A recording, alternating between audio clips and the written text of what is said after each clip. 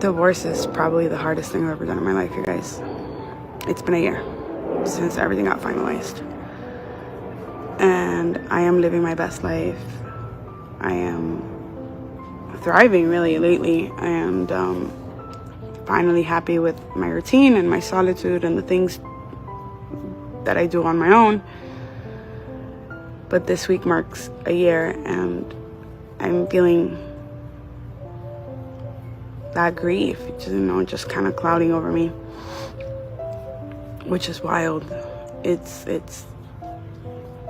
this person doesn't even exist in your life after 7 years, and like the thought that the things that you thought you were going to build together no longer are viable. So it's just a confusing place to be, Went out last night, had a great time, but now I'm feeling a little in my feels, if you would say. So if you're somebody that's struggling with a divorce, you're not alone. And specifically, if you're the person who asked for the divorce and you feel sad, it's normal. I feel like nobody speaks about the person that took the step towards it, right? Because they're just seen in a bad light. You stopped fighting, you didn't want to work on it anymore, you gave up, whatever the case may be. But it is really difficult to make that decision, and it is really difficult to stand by that decision, and it's really hard to navigate the feelings of both wanting to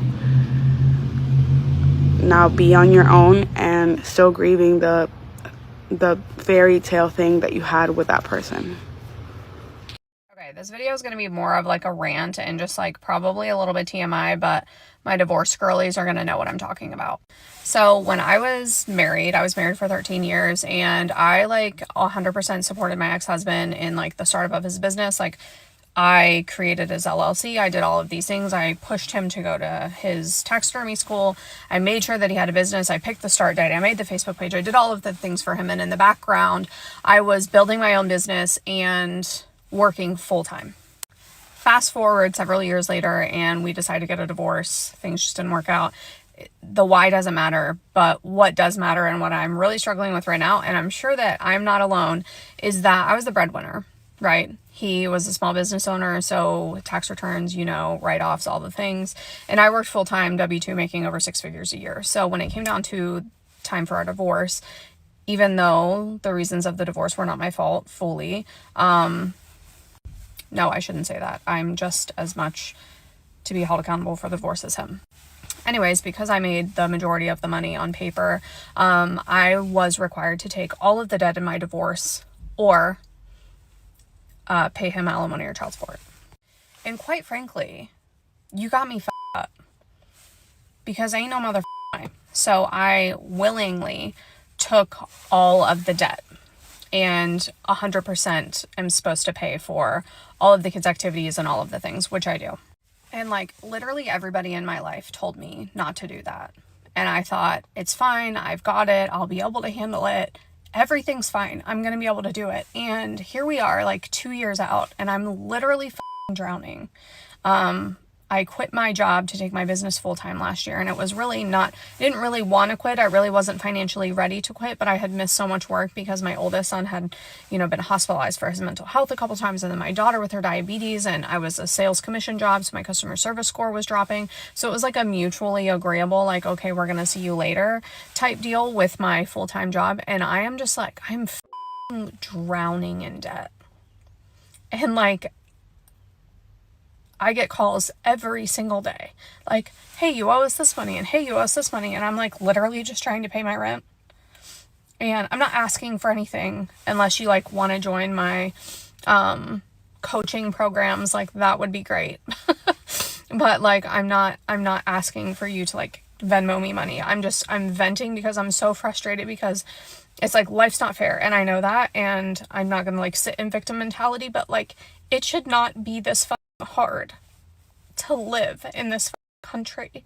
And I'm drowning, and I'm not the only one, and I gotta go to my daughter's basketball tournament. Hello, my beauties. Guess who's single again? It's okay though. It's okay. I went to see Mr. Pink tonight, And I'm so grateful that I got to meet Mr. Pink, because he was an incredible distraction in my life that reminded me what it is to feel being in love. He made me realize that the person I want to be with is somebody who really can fucking make me laugh, because he made me laugh every single day. I think that we were right for each other for the moment that we met and the time that we spent together. But I think that our paths are just not aligned for a long time.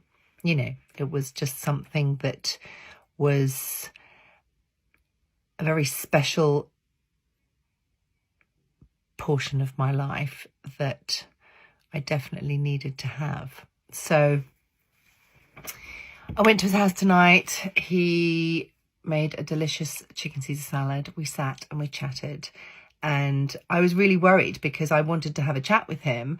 And I was like, I need to talk to you, but I don't know how to do this. And I want to be sick in my mouth. I was just like, I just did not know how to begin the conversation. And he went, do you want me to go first? And it was really kind because I couldn't do it. And yeah, it was just, he's a really good guy. And we both just know that it's, you know, that we're friends. And that's, yeah, it was really difficult. I couldn't do the thing.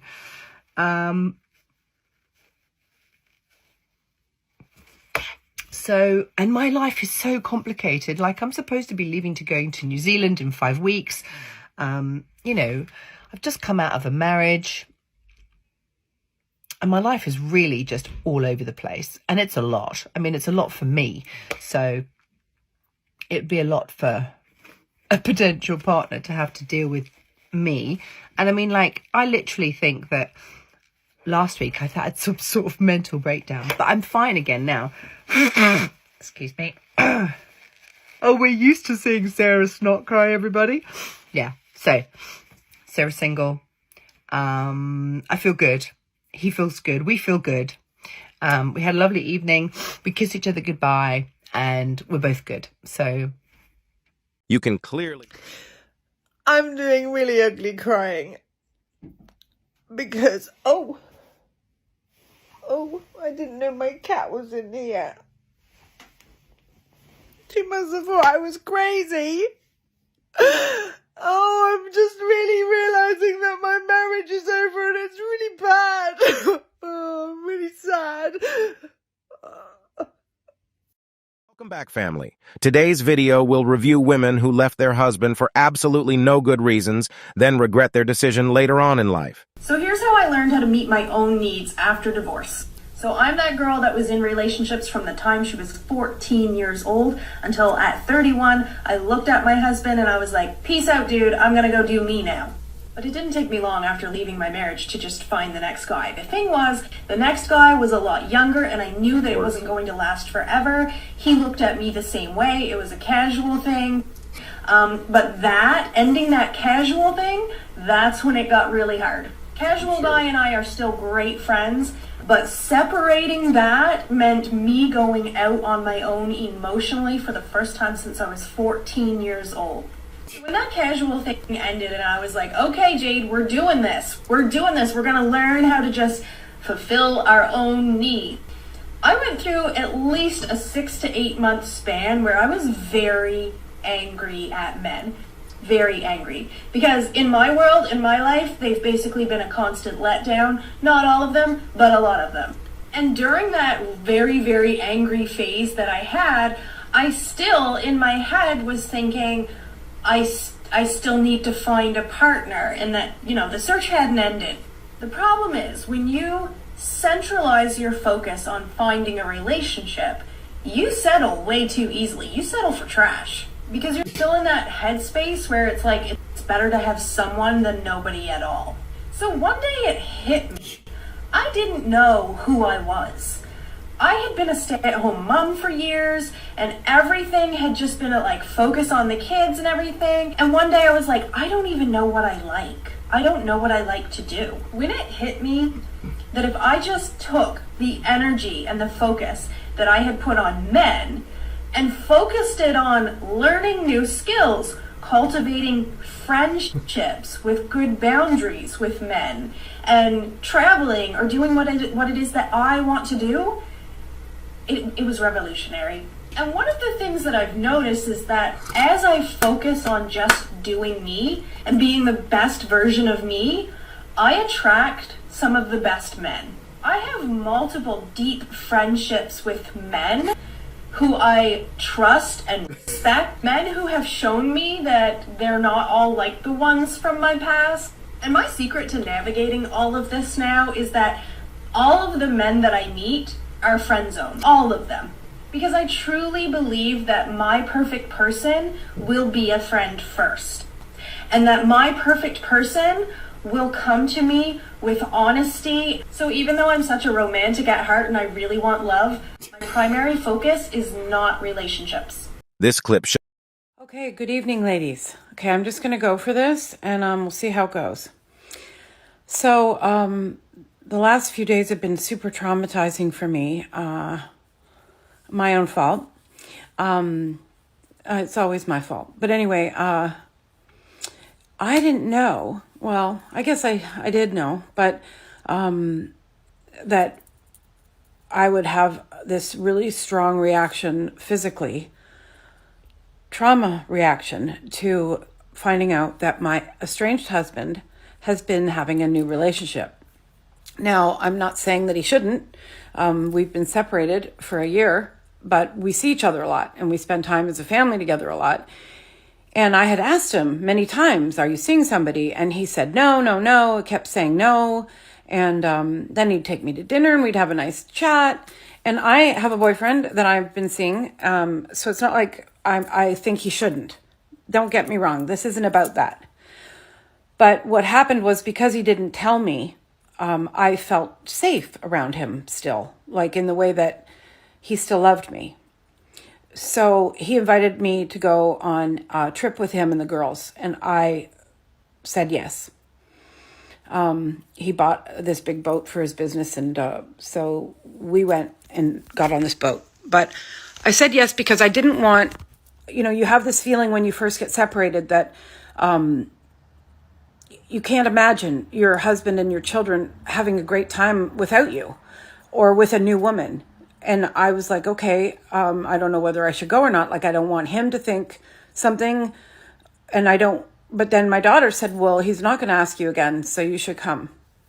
And I don't know why she said that, but I do now. So I went. And then when I was there, I found out, because he kept texting. And I just was like, what's going on? And anyway, I found out through some very horrific texts, my fault, that not only was he having a relationship, but they're totally involved in saying, I love you and blah, blah, blah. And I had this physical trauma. Like, I went off the fucking rails. It was terrible. And I was physically ill. And there's a link. They did a study at Johns Hopkins. It's called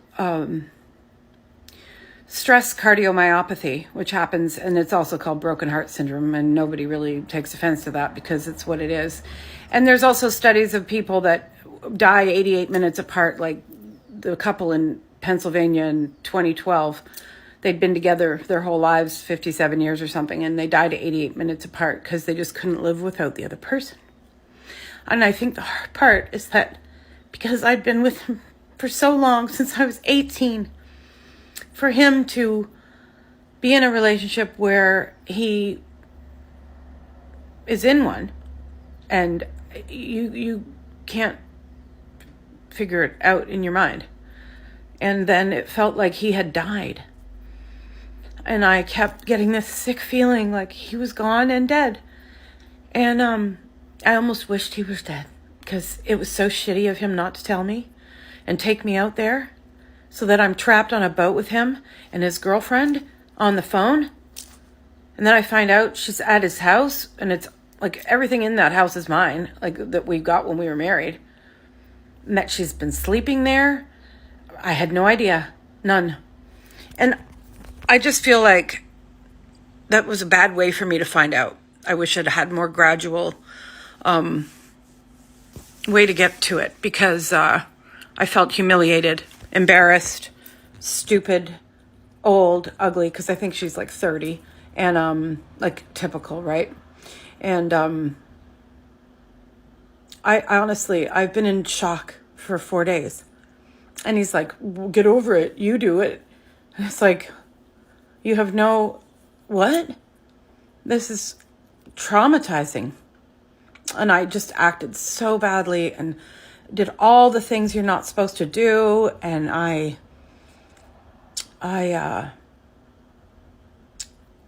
have blocked him, and I'm not,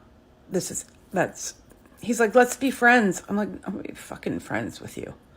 Not now. Not right now. And then I find out, I'm like, did she come here with you when you were looking at this boat? No. Well, of course she was there for 3 weeks. They spent like 20 grand there, at least, when he couldn't give me any spousal support.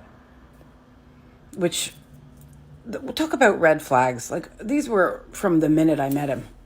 And I just loved him so much and didn't think anything. Like, I can't see my relationship from the outside. Anybody else can see it and say to me, are you crazy? You've been on this horrific, traumatic roller coaster since you met the guy. Everything's a crisis. Everything's a financial shenanigan. Everything's a trauma. It's turned into this cycle of trauma over and over and over and over. And both of us get this huge dopamine rush from the trauma. And then we go back for more. And he doesn't know how to live without the trauma, because he does it all the time, for business, for everything. And I'm just, I think he likes her. I don't know, but it's somebody for him right now. And I'm glad that he has someone. I'm not trying to take that from him. And he's not a bad man, but it was a bad, bad thing for me. And I'm coming out of it now, but it's like it brought everything to the front, like all the memories and everything that he used to do for me, he's now doing for someone else. And this is fine. It's normal, but it's not normal. But I think I hadn't really faced that yet, or thought that he would, because I'm ridiculous. But, we always put things aside, don't we? I don't know if anybody will even watch this. It's so long. It's probably really boring too, but I'm going to post it because I had to get it off my chest. Yeah. So these things come up in our divorces, ladies, that you have no way to protect yourself from except to keep your distance. Don't think that you can just stay and be their friend, and then it's not going to hurt, or you're not going to feel terrible. Even if you have a relationship, it's like the weirdest thing. You've been connected like neurally for so long that it's like a huge death.